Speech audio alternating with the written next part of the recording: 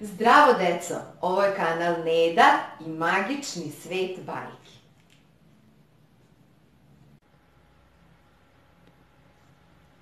Zdravo deco, ja se zovem Neda, danas ću vam pričati bajku Palčica.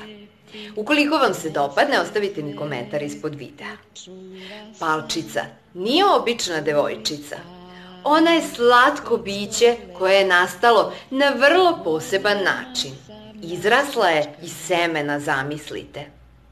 Bila je zaista posebna, a njena priča počinje tako što jedna dobra žena nije mogla da ima dece. Jednom davno živela je žena koja nije mogla da ima decu i zbog toga je bila jako tužna. Međutim, sve se promenilo onog trenutka kada je u svoju kuću ugostila stariju ženu, koja se potom odužila zanimljivim, posebnim i vrednim poklonom. Bilo je to seme koje je u sebi skrivalo posebnu tajnu. Nakon kratkog vremena iz semena je izrastao cvet, prelepi cvet, a nakon toga i devojčica malena kao palac. Žena joj je zbog toga dala ime Palčica. Iako je bila malena, Palčica je bila znatiželjno dete i tako jednog dana krenula u obilazak i istraživanje sveta, koji je za nju bio zaista čudesan i čaroban. Uskoro se susrela sa zlom žabom, koja je želela da je uda za svog sina Žabca. Ne želeći da provede život tako, Palčica je pobegla.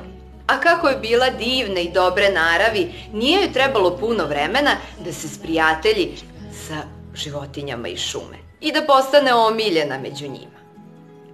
Bežeći od žabe, za Palčicu su nastupila zanimljiva vremena, pa je tako neko vreme provela kod mišice u gostima. A bila je gost i kod Gundelja. Kod mišice je ostala sve do trenutka dok gospodin Krtica nije počeo da dolazi svaki dan i da je pita da bude njegova žena. To je bio dovoljan razlog da opet pobegne i krene dalje. Pa je tako jedan deo vremena provela u šumi.